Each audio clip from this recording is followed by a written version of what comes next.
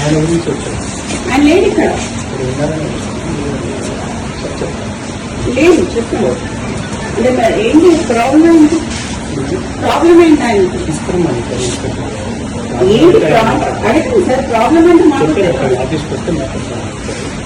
ఆయన వస్తే మాట్లాడడం కాదు కదా సార్, ఈజ్ ఆర్ట్ స్టాఫ్, నాకైతే తెలియాలి కదా. మరి ఆయన బంధనాల్సిందే కదా, మీరెందుకు వచ్చింది? ఏ వారం మీకు ఇన్ఫర్మేషన్ ఎవరిచ్చింది? అంటే ఎవరిచ్చింది?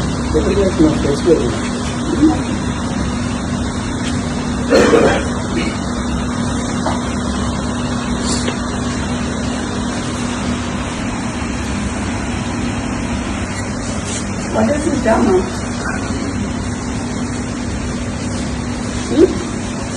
మూల మీద మనుషులను పెట్టుడు, నేను మాకు లేదా మీలాగా చెప్పేటోళ్ళు?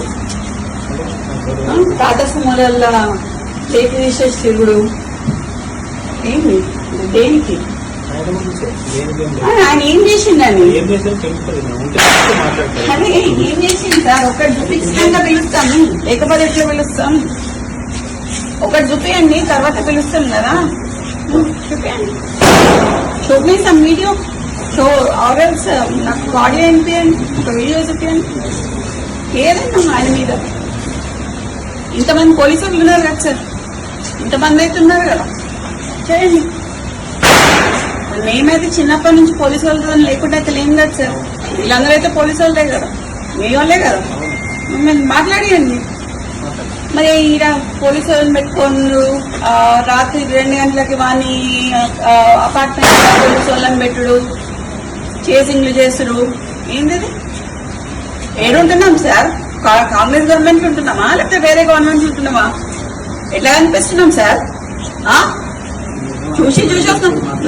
లేదు, you have come to my house, come to నా ఇంటికి. నువ్వు మఫ్తీలు వచ్చినావు ఇక్కడికి, మఫ్తీలు వచ్చి నేను మీరు అని పిలుస్తున్నా. ఇంకా నేను ఇంకా నువ్వు అని పిలవాలి. నిన్ను